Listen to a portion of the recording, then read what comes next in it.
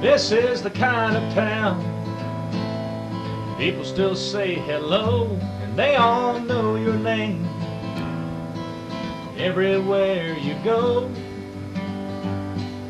So plan on hanging around a while before you go on your way, 'cause there's a whole lot going on in Brewton, Alabama today.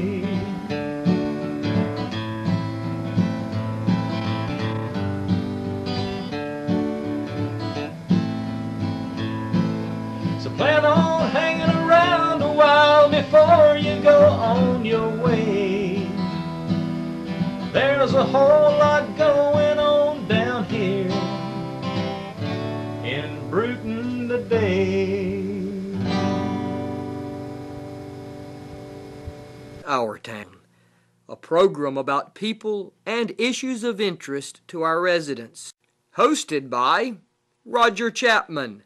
Spend some time with us and enjoy Our Town. Good morning. Welcome to Our Town. We're in Brewton, Alabama, zip code 36426. It's summertime, but it is the 5th coolest year on record for Escambia County in southwest Alabama. But Chris Griffin, our guest today, the CEO and hospital administrator at D.W. McMillan Hospital. We're going to have our second part of our two-part series on healthcare in Brewton, Alabama, to kind of bring you up to speed on some things that are happening. Our previous show, we had Tommy Sheehan from the Brewton Medical Center, talked a little bit about doctors and staffing problems and upcoming changes in healthcare law.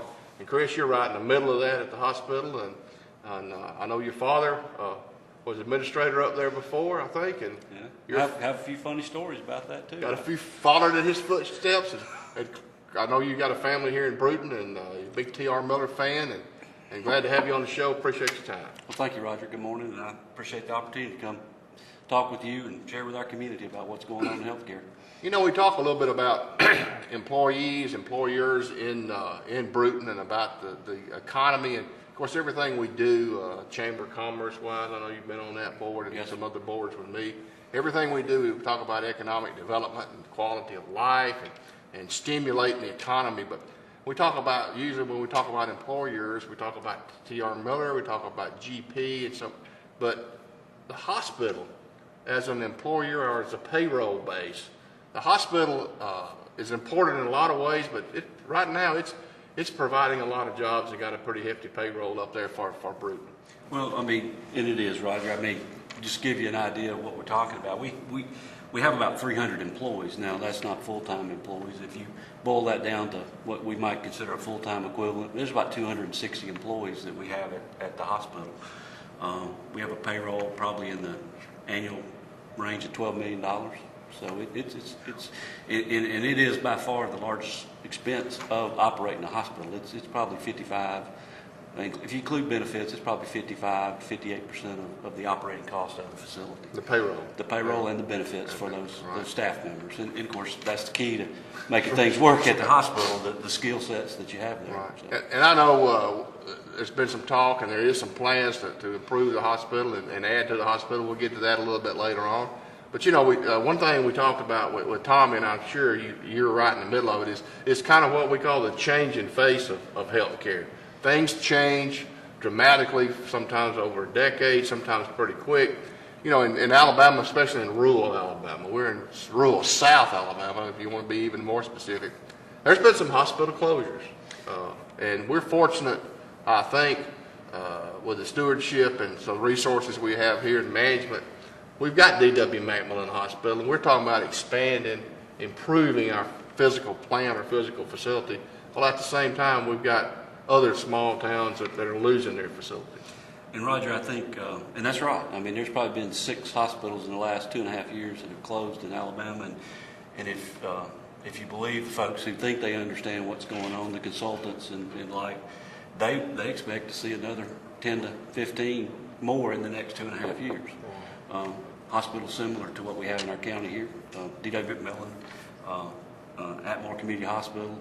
We're all suffering from the same things. I mean, it's and healthcare is changing, and it's a little different than most other businesses. Right. It's a product that when you're, it's not a product like any other product because there's so much emotions that go into the delivery of healthcare, and financials usually kind of try to drift to the back because that's a tough conversation to have with folks about the money when your mom or your dad or your whatever your loved one is you're trying to take care of them. It's difficult, but at the end of the day, you still have to manage and operate. And I think, to your point, we folks that have run our hospital and the management teams have been there have done a good job, and the community has been about the hospital and healthcare. And from the very start, I mean, the property was donated from the community. Dr. McMillan actually made a sizable contribution to begin the building. So from the very beginning in 1954, the community has supported the hospital. And that is, that's why it's been successful. Well, as a chamber, I know the chamber's always got, and other people, shop in Brewton, visit the doctor in Brewton, right, and take advantage of our facilities we have here. I know we talked a couple of years back about, coming to work. Used to see a big full parking lot of cars maybe at the hospital. That was a good thing. Right. And now maybe you don't want to see that many cars in the hospital, Well, and there's, and you talk about shopping, working, Brewton, and we talk about it a lot. I mean, sometimes we think that because we have a hospital and we're there at 1301 Belleville Avenue that people are going to show up. Well, it's a competitive market in healthcare. I mean, we don't recognize that, but in fact, I'm talking to staff today about this, and you can open the Brewton Standard pretty much any time. Now, this is the Brewton Standard, right. And Mobile, the infirmary who works with the hospital there in Bay Minette, North Baldwin, they'll have an ad pretty regularly in there about come down and see us.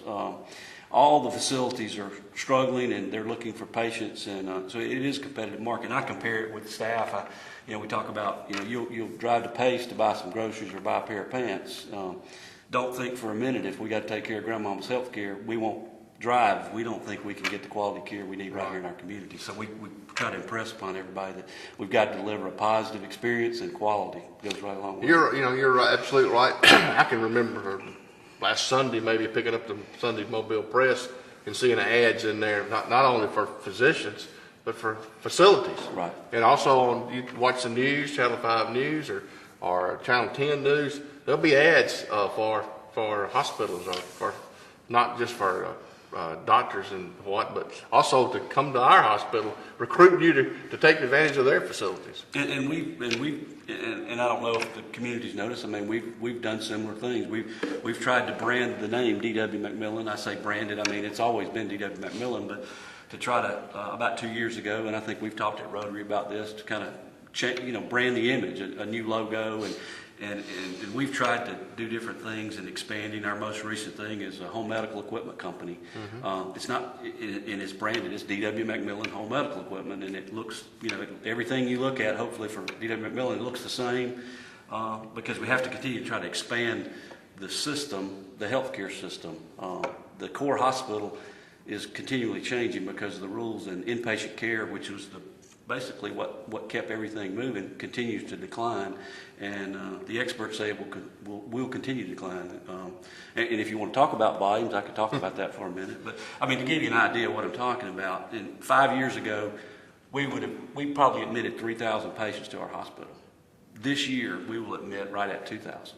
That's 1,000 patients. A third. And those patients usually stay 2-3 days, whatever. But I mean, that's a dramatic change over 5 years, and we'll continue to see that. And why is that? Well, lots of reasons. Economy's probably got something to do with it. The rules and regulations that are out there as to what can we put Roger in the hospital, what all has to be wrong with him, what thresholds does he have to meet to be in the hospital for that the doctor has to document. Those things continue to climb, and as and it shifts to outpatient. So we think we can send Roger home and we'll bring him back and do a test here or there or whatever, and that's the way the world's changing. So we have to continue to kind of evolve our operations that direction, and that's what we're continuously trying to do. It's tough. It's very difficult to do. Well, I got a fundamental understanding. Talking with Tommy again, y'all work hand in hand. He kind of is responsible for the medical center where the doctors' offices are. He's trying to bring some new doctors in. Our average age of our doctors getting up in there. He wants to bring some new doctors in. they have to practice their facility over there where their offices are, but then they also have admitting privileges to the hospital. So when you do have a patient that needs to be admitted, they have the ability to send them over across the street, if you'll let me use that word, Right. to put them in the hospital. And that's the traditional model that we Right. call it. I mean, that's the traditional model is the family care physician or family practice physician that you're talking about now. I mean, they see patients in their clinic. They go down to the nursing home, they see patients. Right. They come over to the hospital, admit patients, see patients. They might actually work the ER occasionally, and they might actually go see you at your house occasionally. I mean, I know we have a few docs that do that occasionally, but that's the family practice traditional model. That's changing That's too. that's what he said. That's what he said. Some of these new doctors, they don't want to do hospital rounds. A lot of places, and folks who have been at other places, they have a model now that they call the hospitalist model, where you have a doctor who, that's all he does. He stays at the hospital, and Dr. Smith might see Roger at the clinic and say, well, Roger, I think we need to admit you to the hospital, and I'm going to send you over there. And then Dr. Young may come over once you get to the hospital and admit you to the hospital, and then he'll take care of the hospital, and then once you're out, he'll kind of send you back to Dr. Smith. So we've done with him, Dr. Smith. You take him from here in the clinic. So it's a different model. And you mentioned, we've had a wonderful group of doctors. We have a wonderful group of doctors. And to your point, I mean, the system, the health system, which I refer to it as, I don't really distinguish as much between the medical center, the hospital. I mean, because we really can't be successful without a strong group of doctors, and I look at it as one thing. Right. Whatever we do at the hospital, we try to make sure that it supports and is in line with the way the physicians want it to work as well. In fact, we don't do anything at the hospital unless the doctor writes an order. Right. And so they are a key to what happens with the healthcare in our community. So. And I think we noticed the little change, the outpatient part of the hospital. Right. It's probably one of the newer areas where you enter there, but it gets a lot more traffic now than it used to. And that's part of that change, I think. And as you see that inpatient go down, you see the outpatient, and I think that's probably, Roger, been going on for a long time. I think it appears to have shifted a little more into high gear over the last 5 years, but it's moving that direction quickly. And of course, home health is a key component now. And one of the big deals for hospitals today is readmissions.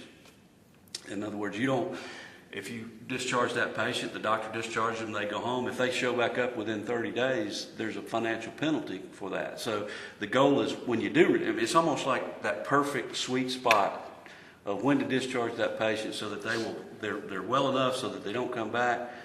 And because if they do come back, you get penalized. Who gets penalized? The hospital. The hospital gets The penalized. hospital gets penalized. Okay. Medicare doesn't like the patient to come back within 30 days. And those are all, and there's a lot of measures that are there, quality, all kinds of things that we, the hospital, get paid based on.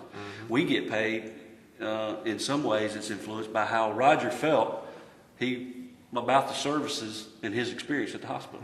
And Medicare requires us to do a survey, and we give them the results, and based on that, they compare that to other hospitals, and they say, well, D.W. McMillan, did his average, and so they get an average amount back. It's almost like playing poker. You actually put a little bit of money in the pot, and then they measure you, and who does the best gets more out of the pot. And so if you're average, you might get your ante back, but if you're below average, you get less. If you're better than your peers, you might get more back. So pay for performance. I get you. That's. Well, you mentioned something that just the word Medicare.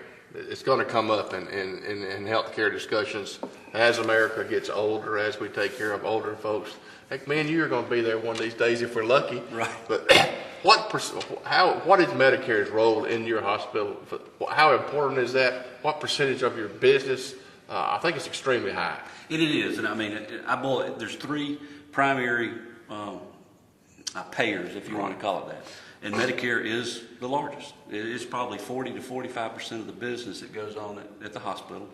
Right behind that is Blue Cross, probably 30%, and then Medicaid, which is probably 25%. So those three payers are the three, and you have to have them all. I mean, they're all important. And again, I try not to get on my horse and pound too much, but those payers basically tell you what they're going to pay you. There's no negotiating pretty much with what goes on. So it's another difference in the way a real business operates sometimes. But right behind that, we have Georgia Pacific, which is a key player in our community. They have United Healthcare, so they went to that a couple of years ago throughout, and so that's also a growing part of ours. So they're probably the fourth largest payer there at the facility as well. I got you. And I know everybody talks about going to the hospital. I've got to go see somebody that's in the hospital. I think you went through a renovation of kind of the lobby area not a while back. We still got some green tile around there. I've always been confused. If you want to go to if your room is 351, it's on the second floor. And I know you talk a little bit about some changes going on and coming on in the future for the hospital. Well, and I'm going to speak to the room thing first. Okay. That's an evolution since 1954. Okay. As you build stuff, it's kind of like you plant that tree close to the house. You don't think about how big it's going to That's right. get, and you have to do something about it. Well, it's not dissimilar to say when the facility was built in '54, it had a certain thing, and I've actually got a plan I could lay out and show you all the different dates of when all these different peaks go in. Well, I think they put that second floor on in 1969, I believe, and of course you already had Hall 1, the 100 series rooms, right. which were actually now it's the OB area. Right. That used to be the primary part of the hospital, and then as they expanded into what we call Hall 1 Med Surg area, that became the 200 series. Okay. Now, does that make sense? Don't know. As I like to tell everybody, hopefully when we make decisions, we make the best decisions at the time. We look back on them and wonder, why did we do that? Right. And then when we put the second floor on, well, the 100s and 200s are already being used. We need to go to 300. So it is a bit confusing. And now the more difficult part to change that, all of that numbering scheme is embedded in computer systems, and used throughout the hospital. So when you enter an order and you put that in there and it goes, so how easy would it be to change it? I don't know. But since we are, and we've been working on this for a long time, it seems like I've been at the hospital for 10 years. And I think we've been discussing expansion and renovation plans, and we've done a good bit of stuff in the 10 years I've been with the hospital. But this will be hopefully the largest thing we've done, and it's going to be a fairly major expansion. And it's going to be basically a brand new ER is the primary thing that's going in. We see about 13 to 14,000 patients a year through the ER, so it's a very busy ER. All right, let me back up just a second now. 13 to 14,000 at the ER. Right. And you're admitting in the hospital 2,000. 2,000. So there is some activity on the north end of the building. Yes. A lot of it. A lot. And we admit about 12% of the patients who show up in ER actually become an admitted patient. Okay. Yeah, and so you're either getting it through the ER when patients present, or maybe like Roger, you might see your doctor in the hospital, at the clinic, and he may say, we need to admit you, and that's called a direct admit. So that's the two of those together is kind of what makes that up. But I'm not sure the exact age of that the ER there, but if you've been there, it's dated as most of the facility is. But we have a good facilities team, and they work hard. And I get a lot of favorable comments. Is it perfect? No, it's not. But we work hard at it. But this will be, I think, that will be 7,000 or 8,000 square foot expansion there on the north end. Right. And then what will happen once that ER is built and we move the ER out there, then we'll begin to renovate in behind that. We have a large infusion center there in our outpatient area. What's infusion? Infusion would be like chemotherapy for cancer patients. There may be blood infusions. There could be all kind. It may just be antibiotic infusion. You might used to go to the hospital to get antibiotics through IV. Right. Well, now you might show up in outpatient. We do it for you. So, will that allow us to basically, renovate an area to make it like almost brand new, a new infusion center? And basically we'll have one main lobby there at the front of the hospital. Instead of entering, if you're a walk-in patient to come to outpatient or ER, you'll come to one walk-in. We'll be able to consolidate our registration processes there. In addition to that, we'll see some renovation into the radiology area. We'll have a new radiology waiting area. If you've been to radiology in the recent past, we have a very small waiting room, and it needs to be larger. And what's happening is we haven't been able to keep pace with that outpatient transition from inpatient. Because if you're inpatient, you don't really have to go to the waiting room. We take care of you otherwise. That's right. But as outpatient continues to grow, we got to have more spots for folks to wait for as we go through the process. But in addition, we're going to add 2 new OR suites at the back of the hospital. If you're familiar with the hospital there's a canopy in the back where when they had a portable MRI that used to come to the hospital. This was pre me actually being there, but that will be where those 2 new OR suites will be. I mean, surgery is a key component for us to continue to drive it forward, and so we want to have state-of-the-art facilities as best we can with the money and things that we have to put toward it. And eventually our goal is, I look at what's going on right now, Roger. I think there's consolidation that's going to happen. You're going to have closures. It's like a storm, and if we can continue to do the right things and hold on and keep things going, we could be the player that comes out the other side and hopefully stronger and then attract and I don't wish failure on anybody, but that's going to happen somehow, some way with the rules and the way they're changing. But my goal is we come out on the other end as strong. I mean, operating results for most rural hospitals they're struggling right now, and so you can only operate so long at a loss before things you have to do something. Right. So. Well, and you talk about hospital in my little hometown of Hartselle. It was a real blow to them. They're 10 or 12 miles from Decatur, right? Which has got 2 or 3 major hospitals there, 30 miles from Huntsville, which is a big medical center in North Alabama. But when the hospital, nobody realized that what an impact it would have when and I've heard people say when we lost our hospital, right? And so I think people take ownership in their hospital. I think that's what you're kind of asking. Yeah, that we as a community take ownership. Yeah, and we have to earn that too. Right. I mean, I don't like I said, I don't take the position that I'm at 1301 Belleville Avenue and you should show up. Right. It has to be quality. It has to be a positive atmosphere. It has to be a good experience, and they're not all good. And of course, and you're kind of at a slight disadvantage because when people come to the hospital, they're not in the best spirits because somebody in their family's hurting, and so could be them. It could be, and it's difficult, So right. so we do have to. It's hard. Healthcare, our staff, they deal with difficult situations, and it's hard work. Right. It is hard work, but you're right. I mean, my goal, and I tell this to when I show those ads in the paper to my staff, so these folks are looking for our patients. They would like to take the patients from the community. I don't think we as a community need the patients, and I'm going to say Bay Minette in this example. I mean, I understand they've got to survive just like we do, but I think all we need is our community, the folks in our community to support the health care and what we're doing. I don't necessarily need anybody from Bay Minette to help us make it work. I believe we have the numbers of people in our community to make it work for 2 hospitals really in our county. We have 2 hospitals and we have a 38,000 population in our county. And it's fairly, if you look at the demographics, when you look at the patients, it fairly split as to how it splits in the county as to where patients go when they need services. So we just got to keep providing quality services and positive experiences and earn the business, if you will, if you want to call it that. But ask for the commitment to give us a shot too, because I mean, there's been bad experience in the past, but you got to give us a chance to earn that back too. And you talk about your expansion and your plans. Most of it going to be on the north side, where you're going to add and actually increase the footprint out. I think the city's moved some streets. They're going to move some utilities. You bought some property up there, so we're going to have a little different entrance on the north side. And about what is the budget for that facility? For that, yeah, I do. Yeah, we're sitting down, okay. We had hoped to have that come in at about $8.5 million. It looks like it's going to be more like 9.5, 10 is what it's looking like, Roger. But in fact, we're going through that. Our contractor that we selected is Robbins & Morton, which is one of the premier contractors in the state of Alabama that do healthcare.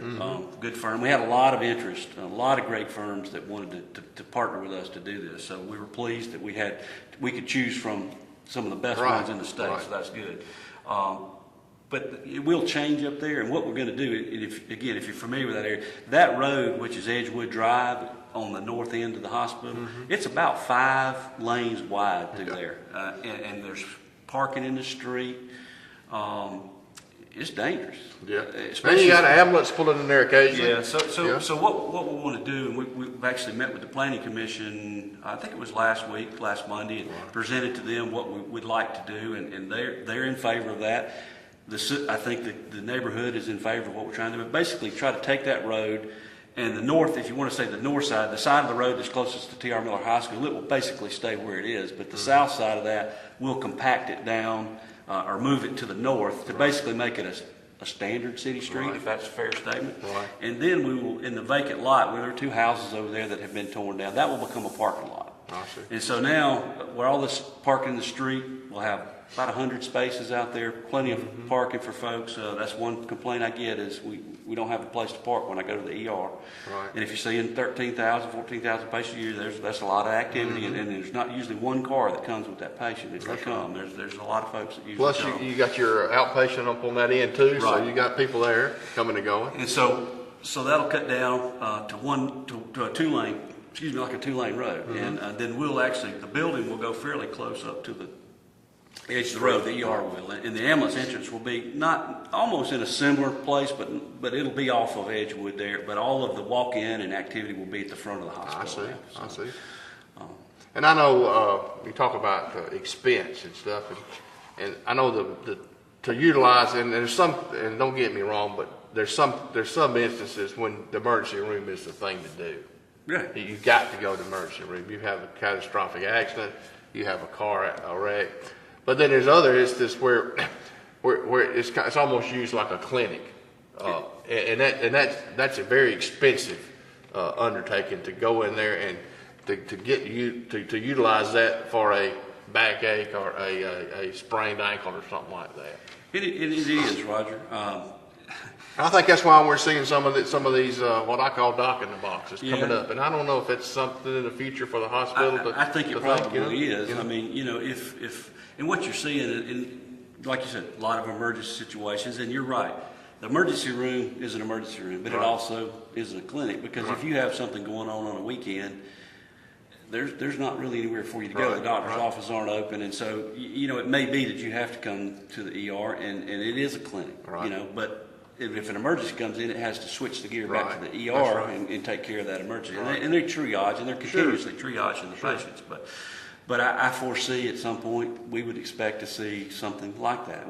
Tommy Sheehan and I, we talk about that a lot. Whatever we would do, we want to do it in tandem with the medical providers, because the last thing I need to happen is our physicians, our community, perceive in some way that the hospital is trying to compete, and because we're working together. And so whatever we do, we'll want to do it in lockstep with them, so that we will make sure that we're all on board and how it works. And I think, in fact, in speaking with Tommy, and y'all may have discussed this, I know Dr. Thompson is looking at an expanded schedule starting in September to try to accommodate some of this, where she's got a physician extender, a nurse practitioner, and I think they're looking at trying to go to 12-hour days and to expand, to give the families an opportunity a little bit longer, instead of having to leave school maybe to bring that child in. Maybe they have a little bit of time after school, maybe up to 6 o'clock to get in and see the doctor. So we'll continue to see those kinds of things happen. But it's the traditional family doctor still out there, still seeing patients, still admitting people to the hospital, making their rounds, I guess, in the morning and then late in the afternoon, and in the middle they go over and see patients. That's right, and they have their routine. Some go real early, some come twice a day, some come at lunch. They all have their own routine, and they're busy. I mean, they're a very good group of physicians, and they stay very busy.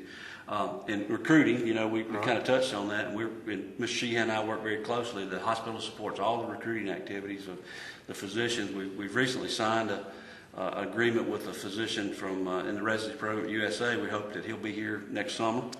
But we're constantly looking, and we have a couple of retained recruiting firms, contingency recruiting firms. It's word of mouth. It's whatever. I'd like to tell you it's an easy job, Roger, but it's not. I mean, and what we found, if you can find folks who have a connection somehow back to the community, that's where you have your best chance, because they understand what a small town's about and the quality that comes with that. So. And you know, having a hospital here, and you're managed by a board, a local board of people. I think is it appointed board or elected board or volunteer board or what is it? It is. In fact, it's an appointed board. It's the Escambia County Healthcare Authority. Right. And so really our hospital is a county hospital in a sense, right. because the county commission appoints our board. And so we have 5 county commissioners that represent the county. We have a 9-member board. So right. there's 5 areas that they're appointed from, and then there's 4 at large. Okay. And to summarize it, it's like I have 4 board members that are generally from the Brewton community, right. 2 that are kind of from the Flomaton community, and then 3 from the Admiral community. Okay. And so we meet and and review results, talk about issues, problems, and they might. It's voluntary in a sense for them because they're appointed, but they're volunteering their time and service to do that. So. And I know we talked about our local physicians, but I believe you also bring in specialists at the hospital to see patients when necessary. We do, and we work really hard at that with the goal of being to try to keep our patients from having to travel out of the community if we can be successful at it. You know, cardiology is probably one of the larger ones. We have the cardiology group. Dr. Vegas used to be our cardiologist, was here every day, and as he began to get to the end where he was looking at other options and he had a few healthcare issues, he began kind of working with the group out of Baptist there in Pensacola. And so they began to kind of fill in a couple of days for him, and then that kind of morphed into basically when he decided he was kind of done, we have them up here every work day. So they see patients in the hospital, they can do consults. We actually do, they look at our stress tests that we're doing on patients. We do nuclear stress tests 3 or 4 times a month. And then they see patients in the clinic, and then when they have the need to have some type of procedure that's beyond what we do here, they would take that patient to Pensacola and do that. So that we have pulmonology that comes, we have neurology, neurosurgeon, we have obviously our oncology doctors. They're here twice a week, right. And that's a large clinic. We have ENT, we have urology, so we have a lot of specialties that are coming. We have dermatology. Here up on just up the street here, so we have a lot of it. You know, the only downside of that is they're not here all the time. I guess. You know, other than that, if you can wait, it saves you the trip of having to travel. But sometimes you can't. You have to go to the doctor in Pensacola, Mobile, Montgomery, wherever. So. I know. Well, I know you got a busy schedule, but in closing, would you say healthcare in Brewton's healthy? I think. We're as healthy as any small rural hospital in Alabama. I will assure you that. Now, do we have our struggles, Roger? We do, and we're working with those right now. As the volume changes, right. We're still trying to adjust to those because it's been tough, and we'll continue to do that. And those are painful things. All right. Because as you try to trim expense to meet revenue, you know how painful that can become in a company. Right. If you're going to spend less money, where are you going to spend less money, and how does that affect everybody? So it's very difficult. It weighs heavy on me as I try to go through that process. Well, if you see Chris pulling his hair out on the street or at the T.R. Miller game or at the Y, shake his hand and tell him we appreciate everything he's doing, and we appreciate you being here with us. We look forward to seeing you next time on Our Town.